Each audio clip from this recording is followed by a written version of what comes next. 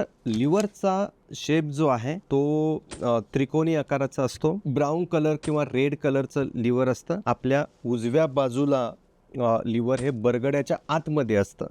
कारण लिव्हर हा खूप खूप महत्त्वाचा अवयव आहे. देवानेही त्याला बॉडीमध्ये लपवलेलं आहे की सहजासहजी त्याला इजा होऊ नये, कारण ते बंद पडलं तर आपली गाडीच बंद पडते. लिव्हर ज्यावेळेस सिरोसिस होतं त्यावेळेस लिव्हरमध्ये अशा गाठी होतात आणि लिव्हर सुकतं, त्याला लिव्हर सिरोसिस म्हणतात.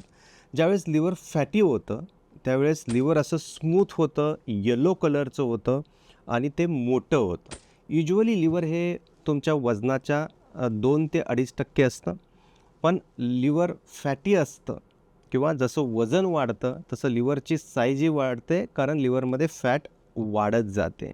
आणि ती जर फॅट खूप दिवसापर्यंत लिव्हरमध्ये तशीच राहिली तर तुम्हाला डायबिटीज, हायपरटेन्शन, कोलेस्ट्रॉल, थायरॉईडचे प्रॉब्लेम्स येऊ शकतात. आणि नंतर फॅटी लिव्हरचं कन्व्हर्जन हे सिरोसिसमध्ये होऊ शकतं. पहिल्यांदा फायब्रोसिस असतं, नंतर सिरोसिस होतं. एकदा सिरोसिस झालं की लिव्हर ते परत नॉर्मल होत नाही.